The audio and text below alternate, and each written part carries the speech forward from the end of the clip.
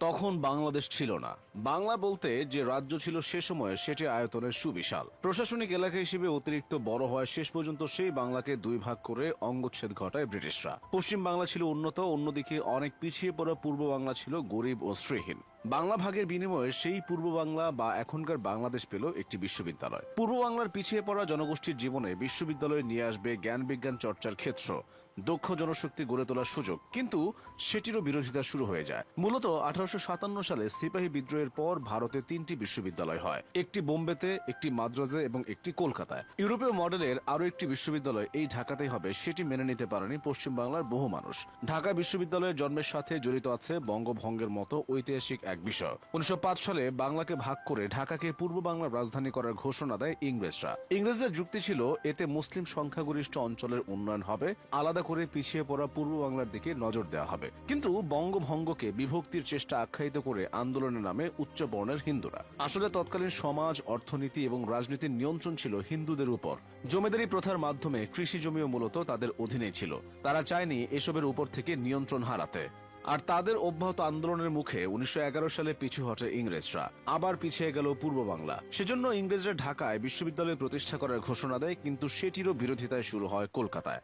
ঢাকা বিশ্ববিদ্যালয় প্রতিষ্ঠার প্রবল বিরোধী হয়ে ওঠেন কলকাতা বিশ্ববিদ্যালয়ের উপাচার্য স্যার আশুতোষ মুখোপাধ্যায় আর রাজনীতিক সুরেন্দ্রনাথ ব্যানার্জি। ভারতের ভাইসরয় লর্ড হার্ডিঞ্জ 1912 সালে ঢাকা সফর শেষে কলকাতায় ফিরলে রাজনীতিক রাসবিহারী ঘোষের নেতৃত্বে একটি প্রতিনিধি দল দেখা করে তার সঙ্গে। তারা ঢাকায় বিশ্ববিদ্যালয় স্থাপনের বিরোধিতা করে স্মারকলিপি দেয়। স্যার আশুতোষের কাছে হার্ডিঞ্জ জানতে চান কি করলে এর বিরোধিতার অবসান ঘটাবেন। তখন তিনি কলকাতা বিশ্ববিদ্যালয়ে অধ্যাপকের 4টি পদ সৃষ্টির দাবি করেন। এরপর অবশ্য আশুতোষ মুখোপাধ্যায় ঢাকা বিশ্ববিদ্যালয়ের জন্য শিক্ষক নিয়োগে সহযোগিতা করেন।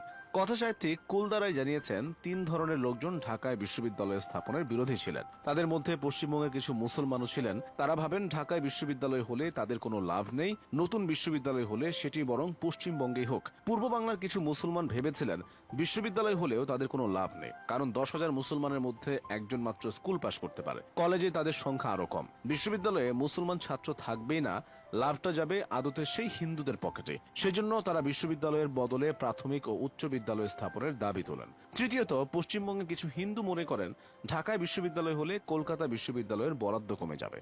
এই ভয়ে তারা নামে বিরোধিতায়। বাংলাদেশে বহুল প্রচলিত তথ্য হলো কবিগুরু রবীন্দ্রনাথ ঠাকুরও ঢাকা বিশ্ববিদ্যালয়ের বিরোধিতা করেছিলেন, কিন্তু এর পক্ষে দালিলি কোনো তথ্য প্রমাণ নেই। আবার যারা ঢাকা বিশ্ববিদ্যালয় প্রতিষ্ঠার বিপক্ষে ছিলেন তাদের সঙ্গেও উঠা বসা ছিল কবিগুরুর। তাই অনেকে সহজ সমীকরণ মেলান, তবে তিনি ছিলেন বঙ্গভঙ্গের প্রবল বিরোধী। বঙ্গভঙ্গ রুখতেই সে সময় লেখেন আমার সোনার বাংলা আমি তোমায় ভালোবাসি। এই কবিতাই পরে বাংলাদেশের জাতীয় সঙ্গীত হিসেবে গ্রহণ করা হয়। কেউ কেউ প্রমাণ ছাড়াই বলেন 1912 সালের 28 মার্চ কলকাতায় গড়ের মাঠে রবীন্দ্রনাথের সভাপতিত্বে জনসভা হয়। আসলে সেদিন সেখানে সভা হলেও তাতে কবির থাকা ছিল অসম্ভব। 19 মার্চ জাহাজে করে তার বিলাত যাওয়ার কথা ছিল, কিন্তু অসুস্থ হয়ে পড়ায় মালপত্র মাদ্রাজ থেকে ফিরিয়ে আনা হয়। কলকাতায় কয়েকদিন বিশ্রাম নিয়ে 24 মার্চ কবি শিলাইদহে চলে যান। 12 এপ্রিল পর্যন্ত সেখানেই ছিলেন তিনি।